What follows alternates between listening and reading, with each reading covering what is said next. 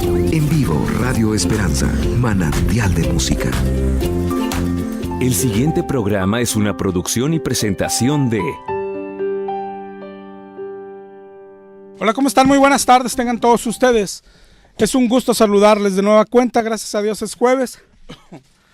Estamos comenzando el programa Volviendo a la Palabra. Te doy muchas gracias por acompañarnos, muchas gracias por escucharnos. Mi nombre es José Ángel Lara Castillo. Y hoy están conmigo aquí como todos los jueves mis hermanos Jesús y Francisco Romero, mi hermano Lucio. Ellos ya están listos para tomar tus llamadas. También está Sarita aquí en cabina para lo que gustes y mandes. Vamos a estar aquí, si el Señor lo permite, hasta las 7 de la tarde, si el Señor así lo permite. Para eso te voy a dar los números aquí en cabina y disculpa la respiración, venimos corriendo ahí por la escalera. Te voy a dar los números de teléfono aquí en cabina, son el 8375-5051 y el 8375-5055. Por si quieres comunicarte con nosotros, ya estamos listos para tomar tu llamada. También puedes mandarnos un correo electrónico, si prefieres. Nuestro correo electrónico es volviendo a _la palabra @hotmail.com. Te lo repito, volviendo a _la palabra @hotmail.com. Te voy a pasar también mi número de celular por si quieres mandarnos un mensaje de texto o un WhatsApp, ya sea hoy, al terminar el programa o durante la semana. Mi número de celular es el 818-252-8607. 818-252-8607. También puedes buscarnos en Facebook si gustas estar en contacto ahí cualquier día. En Facebook búscanos como Volviendo a la Palabra.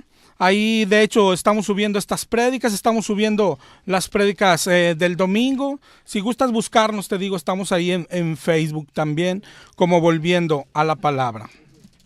También si gustas visitar nuestra página de internet, también es www.volviendoalapalabra.com.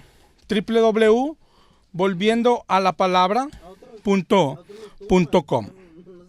Y creo que esos son todos los medios de comunicación que tenemos por si gustas estar en contacto con nosotros. ¿Ok? Y vamos a comenzar con el tema del día de hoy. Hemos estado hablando las últimas semanas de leer la Biblia. Hemos hablado que incluso no hay salvación sin estudiar la palabra de Dios. No hay salvación, así de importante es la palabra.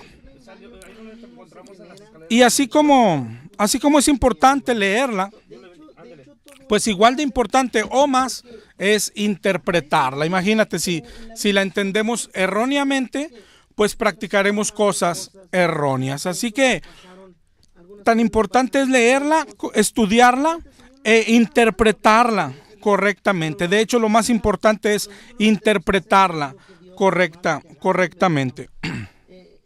Ya te hablamos un poco de lo que es la teología sistemática. ¿Qué es la teología sistemática? Es la única forma de llegar a una creencia correcta. La teología sistemática consiste en responder qué nos enseña toda la Biblia sobre un tema en particular. Por ejemplo, ¿qué enseña toda la Biblia sobre la fe? Eso es teología sistemática. Formar nuestras doctrinas con todos los versículos de la Biblia que hablan sobre un mismo tema. Todos. Si falta alguno, está incompleta. Y la semana pasada hablamos de la regla principal de interpretación, que es el contexto. Cada verso debe ser interpretado en su contexto para llegar al correcto entendimiento de cada verso, de cada versículo. Esto se llama hacer exégesis. Hablamos también de estos dos términos que necesitas aprender en cuanto a la hermenéutica. Hermenéutica es el arte de interpretar la Biblia. Hacer exégesis es ir a cada verso o a cada pasaje y aplicarle reglas de interpretación para extraer el verdadero significado del verso o del pasaje. Pero hablamos también de otro de otro concepto, de otro término, que es eisegesis. Esto es lo contrario a la exégesis. Eisegesis es ir a un verso o a un pasaje con una idea ya preconcebida en nuestra mente y hacer que signifique lo que nosotros queremos o necesitamos que signifique. Y así hay otras reglas importantes, muy importantes que tener en mente y que aplicar cuando estudiamos la Biblia. Por ejemplo, la Biblia es verdad toda. Es decir, si la Biblia es verdad toda, no podemos elegir qué parte creer y cuál no. La Biblia es verdad toda, aunque parezca que se contradice. Cuando la Biblia parece que se contradice, se está complementando. Cuando la Biblia parece que se contradice, cuando hay dos partes que aparentemente se contradicen, no se están contradiciendo, porque la Biblia no se contradice. Hay que ver cómo concilian, esa es la palabra. Pero hoy no voy a hablarte de reglas, sí de algo muy importante cuando queremos entender correctamente la Biblia. Hoy voy a hablarte del uso de herramientas. Es muy importante y voy a mostrarte con algunos ejemplos por qué es tan importante. Jesús dijo en Juan 5:39, escudriñad las Escrituras, porque a vosotros os parece que en ella tenéis la vida eterna, y ellas son las que dan testimonio de mí. Esto dijo el Señor. Dice ahí más adelantito en el 5:46 de Juan, dice, porque si creyeseis a Moisés, me creerías a mí, porque de mí escribió él. Pero si no creéis sus escritos, ¿cómo creeráis mis palabras? Dijo Jesucristo. ¿Qué les está diciendo? Para empezar, les está hablando a los judíos, a los fariseos, a los maestros de la ley, a los que más habían leído las escrituras. De hecho, la enseñaban. Les está diciendo, no basta con lo que hacen. Tantas veces la han leído, son maestros, la enseñan, pero hay cosas que no han visto, hay cosas que no han descubierto, hay cosas que se les pasaron. ¿Por qué? Porque la escritura hay que escudriñarla, ¿ok? Escudriñarla. A Nicodemo, otro fariseo, cuando le hablaba del nuevo nacimiento, Nicodemo decía, pero ¿cómo puede ser esto? Y Jesús le dijo, ¿eres tú maestro de Israel y no sabes esto? Eso es lo que les dijo Cristo, hay que escudriñar. ¿Qué es escudriñar? Si vamos a un diccionario bíblico, es la palabra griega, ereunao. Ereunao. ¿Sabes qué significa escudriñar? Buscar o investigar. Es decir, la Biblia no solo es para leerla y ya, es para estudiarla, para escudriñarla, para ahondar, buscar, investigar, hasta dar con lo que Dios quiere decirnos. Así es como hay que estudiar la Biblia. ¿Cómo llegamos a esta conclusión? Por esa palabrita, escudriñar, pero yendo a un diccionario a ver qué significaba la palabra. Y hoy de esto es de lo que queremos hablarte un poco, de la importancia de cuando estudiamos la Biblia, armarnos y tener a la mano herramientas, todas las que puedas. ¿Cuáles son las principales? Un comentario bíblico, una concordancia, a veces serán necesarios mapas bíblicos, todo ayuda. Por ejemplo, ¿sabes lo que es una concordancia?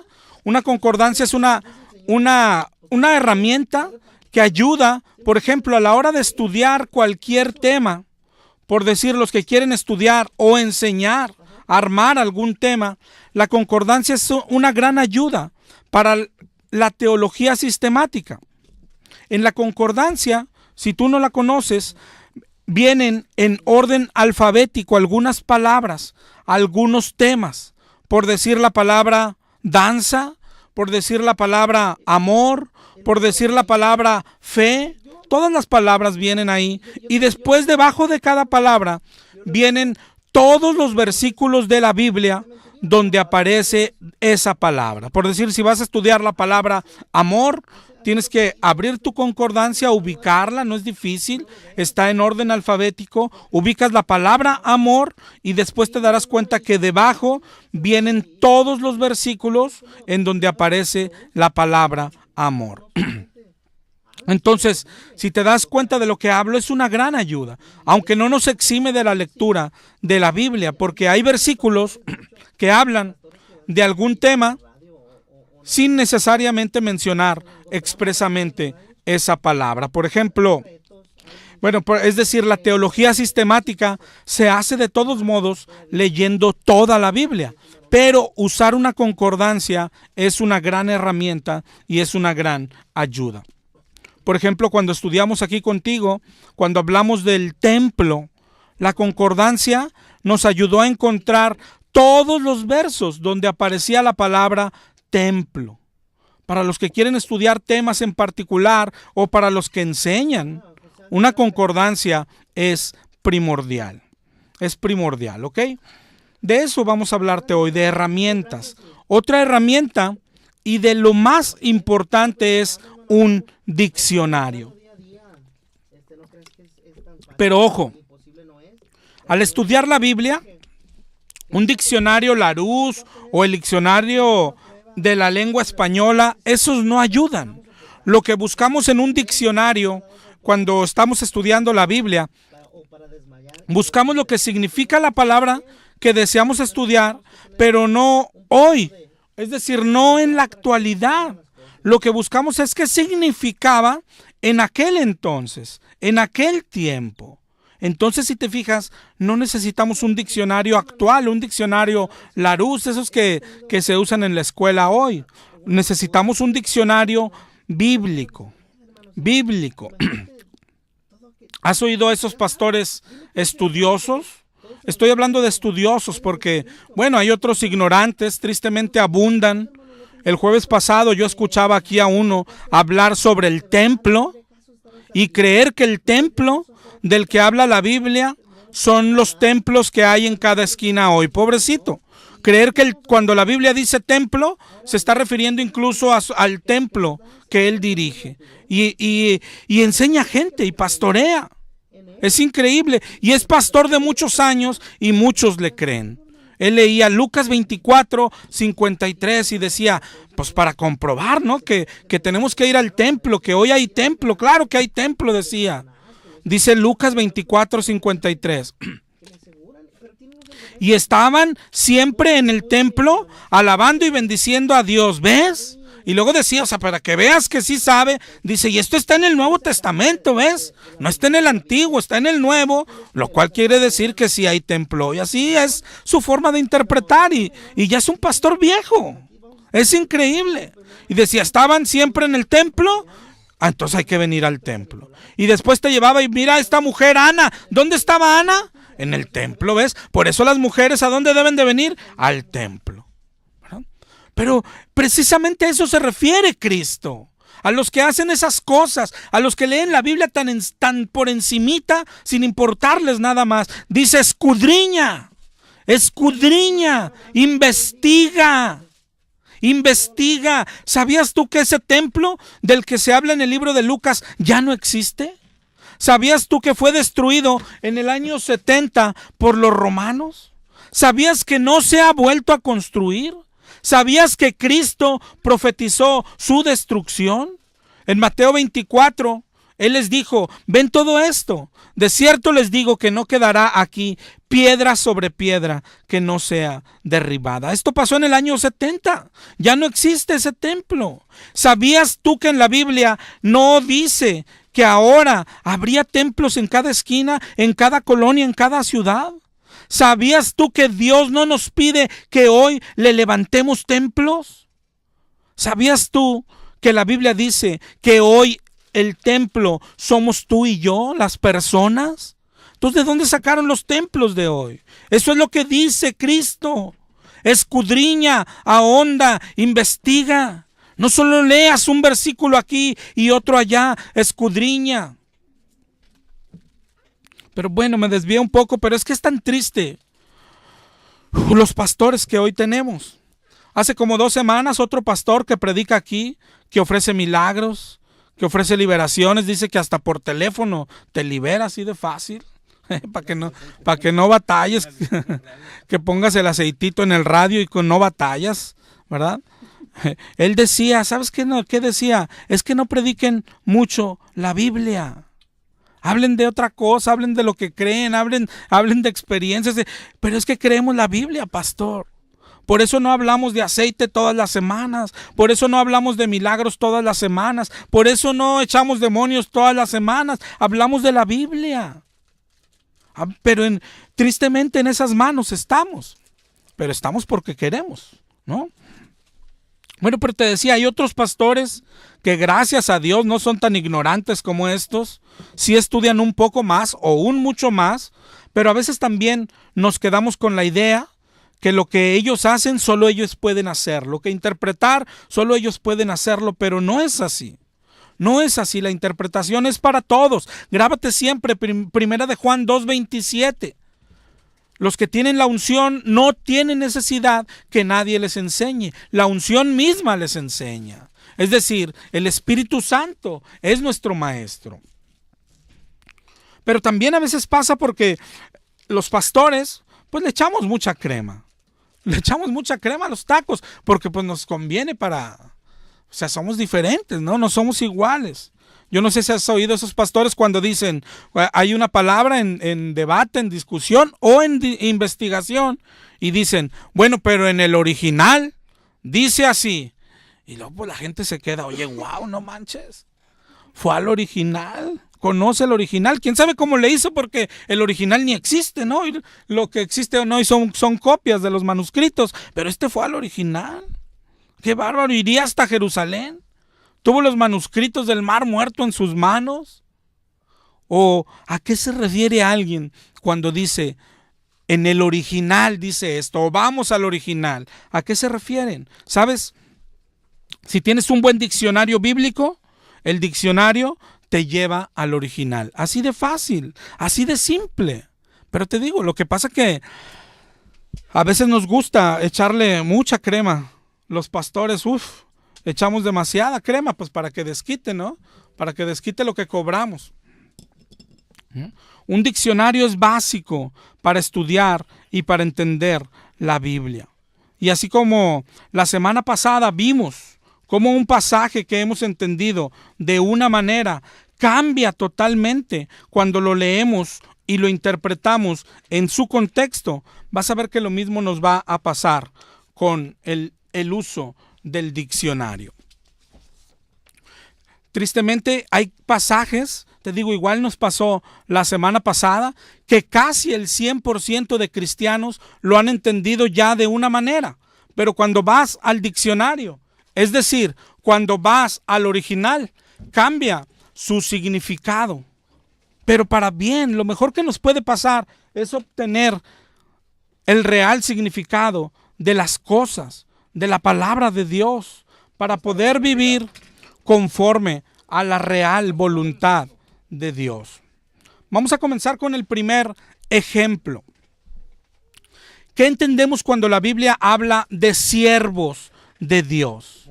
Siervos de Dios. Los cristianos sabemos que somos siervos. Tú y yo somos siervos. La palabra siervo aparece más de 900 veces en la Biblia. 900 veces. Y si vamos a un diccionario, te darás cuenta que en el griego es la palabra doulos. Doulos. ¿Sabes qué significa en el diccionario? Significa esclavo. Esclavo. ¿Qué quiere decir esto? De lo que estamos hablando. Todas las veces donde nuestra Biblia dice siervo de Dios, siervo, en realidad dice esclavo.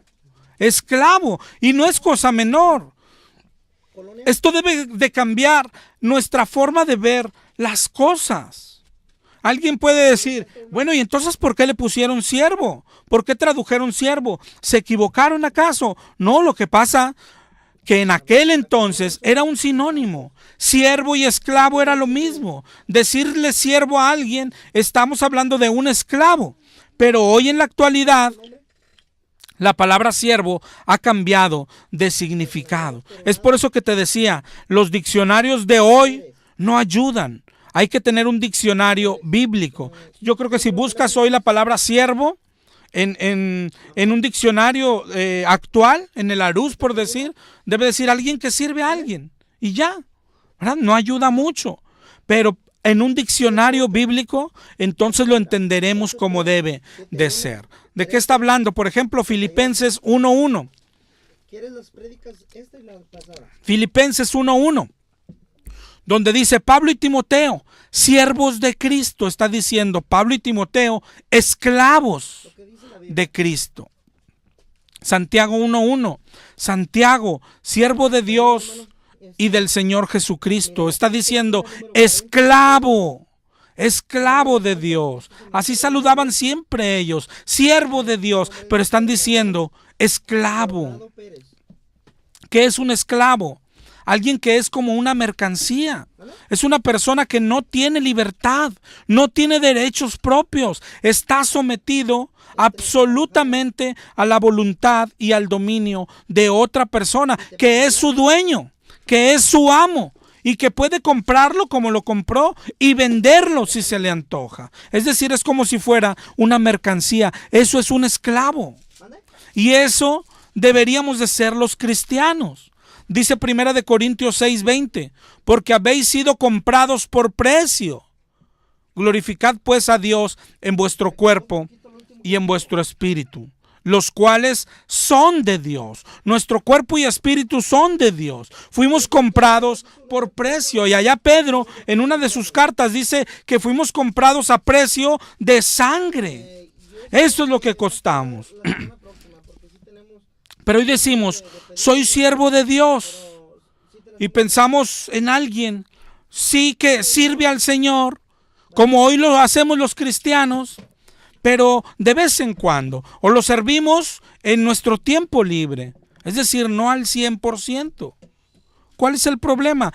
Si con lo que hoy significa o entendemos como siervo, todos somos siervos de Dios. Todos servimos a Dios, unos mucho, otros poco. Unos con su poco tiempo libre, otros con un poquito más, depende de lo que les sobra. Pero cuando vemos que la palabra siervo es la palabra doulos, que significa esclavo, ahí yo te aseguro que todos nos estamos quedando cortos y no estamos viviendo como esclavos de Cristo. Y sin embargo, esta es la relación que la Biblia dice que deberíamos de tener con Dios. Somos esclavos y Él es nuestro amo, Él es nuestro dueño.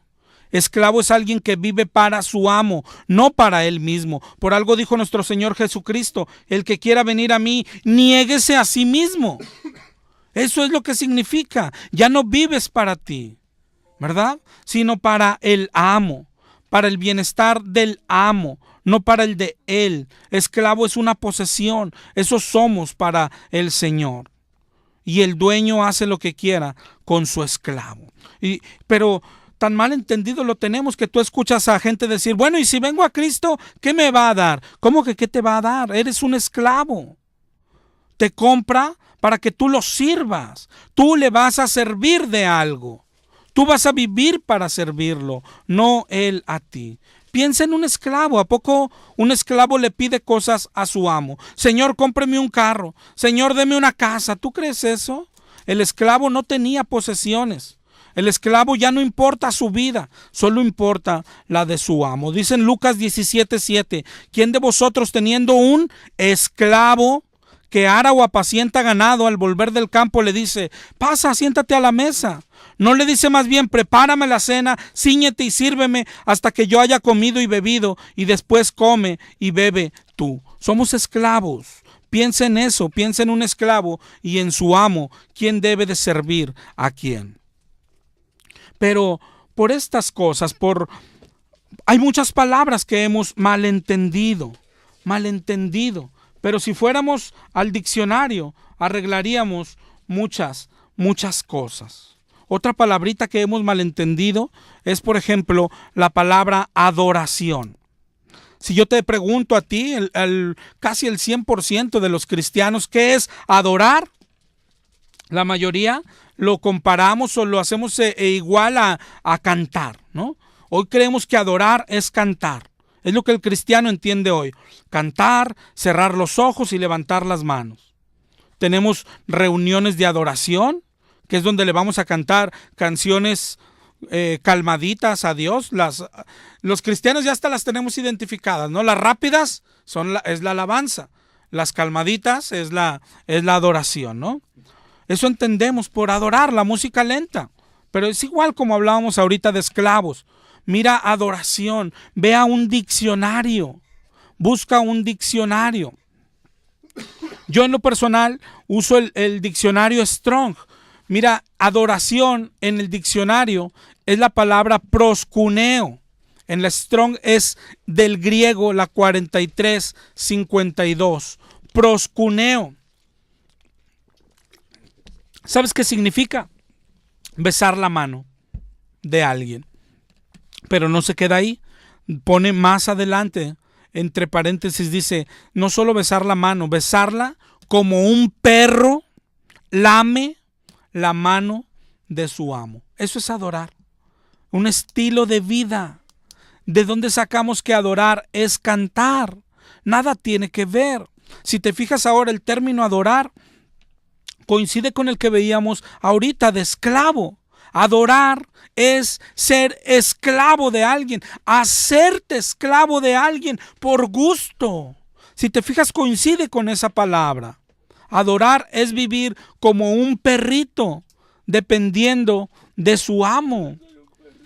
Un perrito no tiene posesiones. Un perrito no tiene casa, tiene dónde dormir, pero porque su amo le da dónde dormir, le prestó un rincón, no puede exigir nada. Si quiere el amo, le da de comer. Si no le da de comer, el perrito, pues no come. Y sabes, y todavía llega el amo y todavía le mueve la cola. Aunque no haya comido, no importa. Yo soy un perrito y él es mi amo. ¿Te acuerdas cuando el Señor le dijo a aquella mujer? La mujer más bien, cuando Jesús le dijo, es que he sido enviado a las ovejas de Israel. Y ella le dijo, cuando la comparó con un perrito, le dijo, pero los perritos también comen las migajas que caen de la mesa. Y el Señor le dijo, mujer, grande es tu fe. Grande es tu fe. Pero ¿cómo que grande es su fe? Es que entendió perfectamente la relación con Dios. Yo soy un perrito y Él es el amo. Esa es la relación con Dios. Ama a su amo, le agrada ver a su amo, vive para su amo, cuida a su amo como si lo necesitara.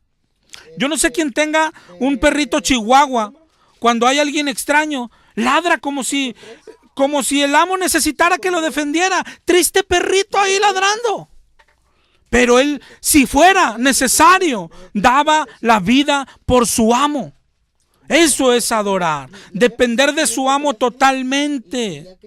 ¿De dónde sacamos que adorar es cantar? O que hay reuniones de adoración. ¿De dónde sacamos eso? Adorar es una vida de obediencia. Adorar no es en un lugar, ni en un día, ni en un cierto tiempo. Jesús le dijo a la mujer, a la samaritana, créeme, la hora viene cuando ni en este monte ni en Jerusalén adoraréis al Padre. La hora viene y ahora es cuando los verdaderos adoradores adorarán al Padre en espíritu y en verdad. En espíritu y en verdad. Así es como se adora. No hay un lugar. Es a toda hora de tu vida, en cualquier lugar. Se adora a Dios con nuestro estilo de vida, con santidad, con obediencia. Si te fijas, con estos dos ejemplos, mira lo importante, o más bien lo malo que sucede cuando entendemos mal una palabra. Nos afecta para toda la vida. Nos afecta, no entendemos ni siquiera cómo debe de ser nuestra relación con Dios. No entendemos que adorar es ser como un perro es con su amo. No lo entendemos. Creemos que adorar es cantarle. Imagínate que el perro que yo ocupara un perro para que me cante. ¿Sí? No, no es así. No entendemos que la relación con Dios es siendo esclavos, que le pertenecemos, que somos propiedad de Él, que un esclavo no tiene posesiones, ni derechos, ni puede demandarle nada al amo. Y todo esto se arregla estudiando la Biblia y acompañándonos de un diccionario. ¿Te das cuenta? Te voy a poner otros 2 ejemplos, pero antes te voy a dar los números de teléfono aquí en cabina. Es el 8375-5051 y el 8375-5055, por si quieres darnos una llamada. También te voy a dar mi número de celular. Es el 818-252-8607. Aquí estamos listos por si quieres llamarnos. De eso estamos hablando hoy. No sé si veas los 2 ejemplitos que hemos tocado. Cómo mal entender una palabra nos afecta toda nuestra vida cristiana. Nuestra vida cristiana creemos que es trabajar, ir a la escuela, andar, pues nuestras compras, nosotros primero, luego nuestros hijos, luego todo lo demás, y lo que nos sobra de tiempo, dárselo a Dios. Ahora sí, vamos a llevar folletitos a tal lado. Estoy sirviendo, soy un siervo de Dios. Sí, pero estás mal entendiendo. La palabra siervo significa esclavo. Esclavo. Y el esclavo, los esclavos no tienen tiempo para sí. Su tiempo le pertenece a su amo. Él, su cuerpo, su vida le pertenece a su amo. No hay tiempo para él. Por eso el cristianismo es: niégate a ti mismo, carga una cruz y sigue a tu Señor Jesús. Por eso el cristianismo es dejar todo. Por eso el cristianismo es nacer de nuevo. Por eso el cristianismo es, dijo Pablo un día, ya no vivo yo, Cristo vive en mí. Eso es el cristianismo. Vamos a este otro pasaje. Es uno muy conocido. Mateo 5:17. Jesús dijo: no penséis que he venido para abrogar la ley o los profetas. No he venido para abrogar, sino para cumplir. ¿No? Tú lo has escuchado. ¿Qué significa cumplir? En el diccionario común significa realizar, ejecutar o hacer aquello que determina una obligación. Eso es cumplir, es decir, obedecer. Y así lo hemos entendido. Jesús no vino a quitar la ley, sino a obedecerla. Y de ahí se toman varios grupos o denominaciones para justificar algunas de sus prácticas. Los que piden diezmo, cuando les dices que Jesús lo quitó la ley, te dicen: no, mira, aquí dice, Jesús no la vino a quitar, ¿verdad? Vino a obedecerla, y tú también tienes que obedecerla. Los sabatistas, los adventistas, te dicen que hay que guardar el sábado, y lo mismo. No, pero Cristo no vino a quitar la ley. Mira, aquí dice, no vino a abolir la ley, a abrogar la ley, sino a cumplirla. Es decir, si Cristo la cumplió, nosotros también debemos cumplirla. Pero ahora vamos al diccionario bíblico. Cumplir en el diccionario bíblico es la palabra pleroo, con doble O al final. En la Strong es la 4107 del griego y significa rellenar algo, completar algo o perfeccionar algo. Si te fijas, no se parece nada a lo que hoy pensamos. Por eso te digo que no usamos diccionarios actuales. Necesitamos diccionarios bíblicos. Cuando Jesús dijo, no vine a abrogar la ley sino a cumplirla, no dijo a obedecerla. Claro que la obedeció, pero no es lo que está diciendo. Dijo, no vine a quitar la ley, sino a perfeccionarla. Eso es lo que quiere decir la palabra pleroo. No vine a quitar la ley, sino a perfeccionarla, a completarla, a terminarla, a rellenarla. Y eso es lo que hizo el Señor Jesús. no quitó la ley, la perfeccionó, la completó. Mira cómo se usan las tres cosas. Uno, el diccionario. Ya nos dijo lo que significa. No vine a quitar la ley, sino a perfeccionarla. Dos, ahora el contexto. Estamos en Mateo 5:17. Lee todo el contexto. Lee ahí Mateo, por ejemplo, Mateo 5:21. Puedes leer todos los que están ahí enseguida. En el 5:21 dije, ¿oíste que fue dicho, no matarás? Y cualquiera que matare será culpable de juicio. Claro, esa es parte de la ley. Pero yo os digo que cualquiera que se enoje contra su hermano será culpable de juicio. Cualquiera que diga necio a su hermano será culpable ante el concilio. Cualquiera que le diga fatuo quedará expuesto al infierno de fuego. ¿Qué está haciendo? Completándola, perfeccionándola. Lee más adelante el 5:27. ¿Oíste que fue dicho? No cometerás adulterio. Ok, pero yo les digo, cualquiera que mira a una mujer para codiciarla, ya adulteró con ella en su corazón. Es decir, es cierto, no cometerás adulterio, pero ahora la estoy completando, perfeccionando. Cualquiera que mira a una mujer ya adulteró con ella en su corazón. ¿Te das cuenta? El diccionario nos explica lo que es y el contexto también le da fuerza a lo que es. Jesús dijo que viene a completar algo que estaba incompleto. Y enseguida así nos lo enseñó si checamos el contexto. Eso es lo que está haciendo, completando una ley. Ahora, si además aplicamos la teología sistemática, ¿cómo es? Vamos a ver más versículos y verás que es lo mismo. Por ejemplo, Hebreos 8:6. ¿Por qué tuvo que completarla o perfeccionarla? Dice Hebreos 8:6. Ahora tanto mejor ministerio es el suyo. Hablando de Jesús, cuanto es mediador de un mejor pacto, establecido sobre mejores promesas. Porque si aquel primero hubiera sido sin defecto, no se hubiera procurado lugar para el segundo. ¿Te das cuenta? Aquel era defectuoso, es lo que dice Hebreos 8:6. Por eso era necesario perfeccionarlo. Dice Hebreos 8:13, al decir nuevo pacto, dio por viejo al primero. Y lo que se da por viejo está próximo a desaparecer. Es decir, el antiguo pacto tenía que desaparecer. Hebreos 7:12. Porque cambiado el sacerdocio, necesario es que haya también cambio de ley. Así que los cristianos estamos bajo un nuevo pacto, tenemos una nueva ley que es la ley de Cristo. ¿Te das cuenta cómo lo que dijo Cristo es esto?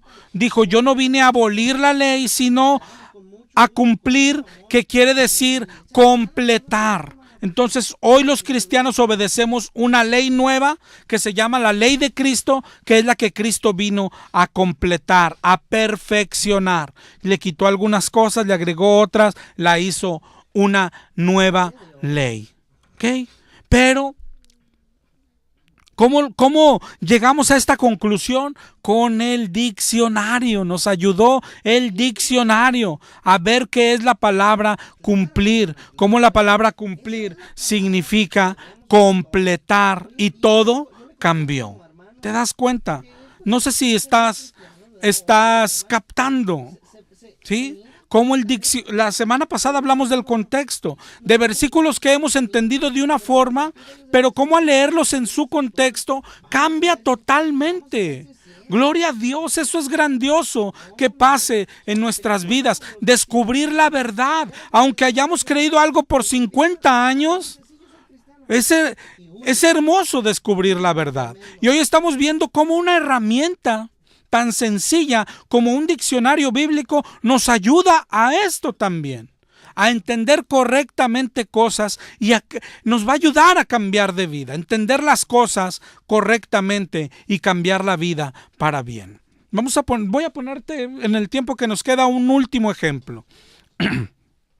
Ojalá y te esté gustando el programa, te esté sirviendo, te sea de bendición. Te voy a repetir los números de teléfono por si quieres marcarnos. 8375-5051 y 8375-5055. Mira este último ejemplo y con este yo creo que terminamos. Solo para que salgas corriendo a conseguir un diccionario, ¿ok? Además, hay muchas opciones hoy, está el internet también, ahí puedes navegar y buscar un diccionario, una concordancia, pero lo que quiero que entiendas es la importancia de tener uno, ¿ok? Otro pasaje que el 100% de los cristianos lo hemos entendido de una manera y no es correcta, y no solo no es correcta, es destructora, viene de Satanás. Esto lo he escuchado en casi todos, bautistas, pentecostales, calvinistas, salvos, siempre salvos. Hemos creído esto y es que lo creemos porque nos conviene a todos. Yo creo que tú has oído la frase: el cristiano peca, pero no practica el pecado. El cristiano peca, pero no practica el pecado. Eso lo creemos todo. ¿Verdad que nos gusta? ¿Sabes por qué nos gusta? Porque todos seguimos pecando. Y nos da tranquilidad. Ok, peco, pero ya no practico el pecado. ¿De dónde salió esa idea? De un versículo. Primera de Juan 3:8. El que practica el pecado es del diablo, porque el diablo peca desde el principio. Para eso apareció el Hijo de Dios, para deshacer las obras del diablo. Y luego lo repite en el 3:9. Todo aquel que es nacido de Dios no practica el pecado, porque la simiente de Dios permanece en él, no puede pecar y no puede pecar porque es nacido de Dios. ¿Te das cuenta? Ahora, lo que te decía ahorita, hay que aplicar diccionario, contexto y teología sistemática. Con el puro contexto ya nos daríamos cuenta que algo anda mal en la interpretación que tenemos. Porque el pasaje dice también en Primera de Juan 3:6. O sea, cuando hablamos del contexto, ¿te acuerdas que dijimos? Solo lee un poquito atrás y un poquito adelante y ya. Mira, Primera de Juan 3:6 dice: todo aquel que permanece en él no peca. No peca, así de tajante. Todo aquel que peca no le ha visto ni le ha conocido. Hijitos, nadie los engañe. El que hace justicia es justo como él es justo. Y luego ahí siguen el 3:8 y el 3:9, que son los que leímos ahorita, que dice: el que practica el pecado es del diablo, pero le agrega la palabra practica. El 3:9 dice: todo el que es nacido de Dios no practica el pecado. Y nos hemos quedado con esa palabrita. Pero luego el contexto ahora en el que sigue. 3:10. En esto se manifiestan los hijos de Dios y los hijos del diablo. Todo aquel que no hace justicia y que no ama a su hermano, ese no es de Dios. ¿Ok? Prácticamente está enseñando este pasaje, todo Primera de Juan 3.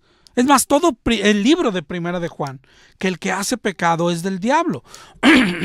Pero se nos atraviesa Primera de Juan 3:8 y 3:9, donde se le agregó la palabra practicar. ¿Qué entendemos por practicar? Y otra vez te voy a poner el ejemplo. En un diccionario común, practicar significa realizar de forma habitual o continuada una actividad. Entonces ahí cuando decimos no practicamos el pecado, queremos decir, bueno, no lo hacemos tan seguido como antes, ¿ok? Yo la verdad pienso, siento y veo que aunque esa fuera la definición de practicar, pues estamos fritos como quiera. Los cristianos en realidad practicamos el pecado, es decir, lo hacemos en forma continuada.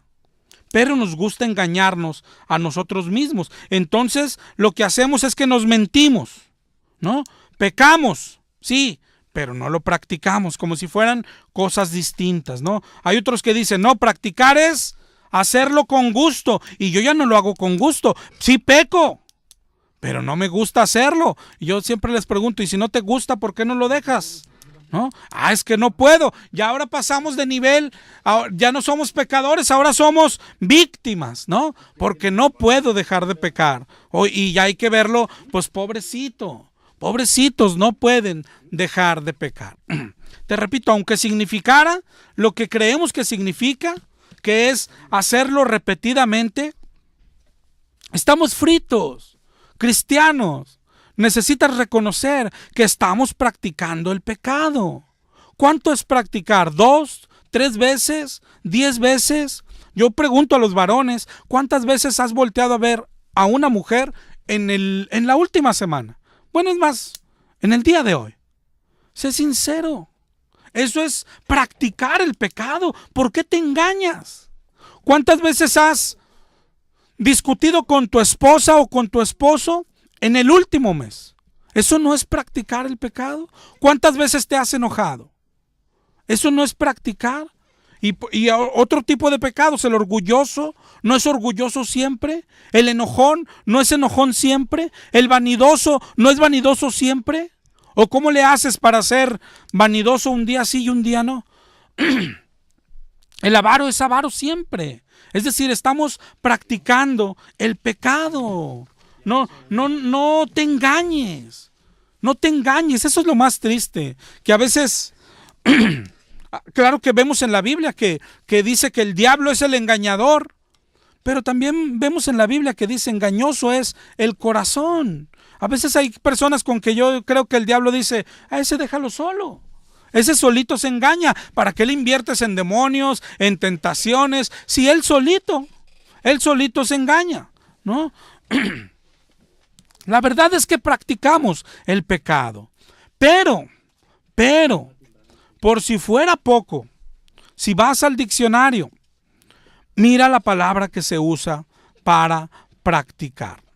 Son 2 en el griego, son 2 palabras. La 4238 en la Strong, que es la palabra prazo, que efectivamente significa desempeñar repetida o habitualmente algo, ¿ok? Pero hay otra palabra, la 4160, que esta significa solamente hacer.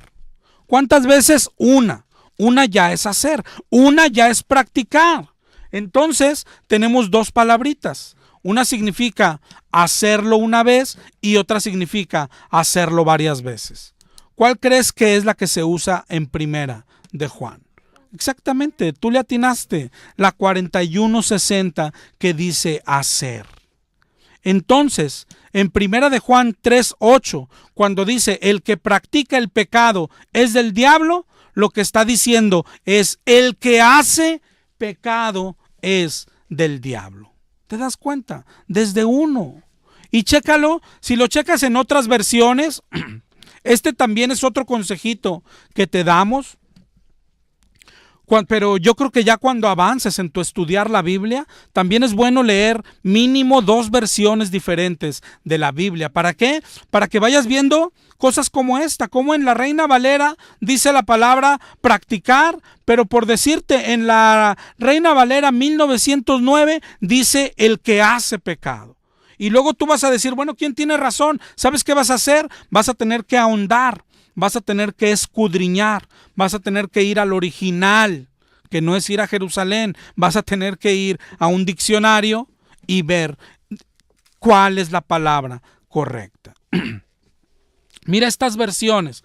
Por ejemplo, la Reina Valera dice, el que practica el pecado es del diablo. La Reina Valera Gómez, que es un poco más vieja, dice, el que hace pecado es del diablo. Está hablando de uno en singular. La Reina Valera 1909 dice, el que hace pecado es del diablo. La Biblia Jubileo 2000 dice, el que hace pecado es del diablo. Las Sagradas Escrituras 1569 dice, el que hace pecado es del diablo. La Biblia de Jerusalén dice, el que comete pecado es del diablo. La Biblia de Israel dice, el que comete pecado es de Satán. ¿Te das cuenta?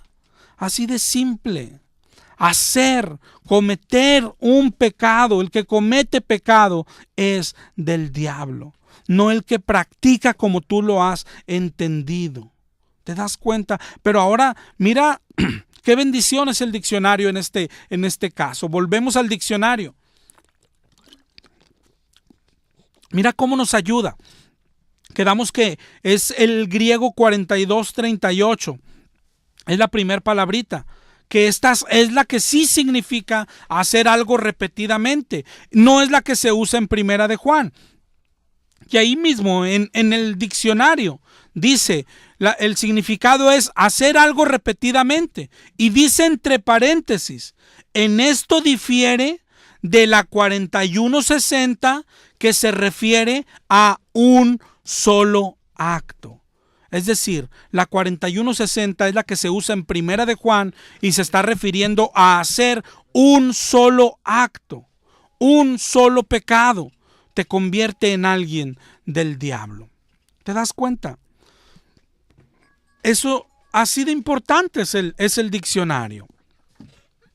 Si Primera de Juan quisiera decir practicar como hacerlo varias veces, hubiera usado la 4238. Pero como Primera de Juan está hablando de hacer un solo pecado, por eso usó la 4160. El que comete pecado es del diablo. Eso dice el diccionario. Pero otra vez, lee todo el contexto.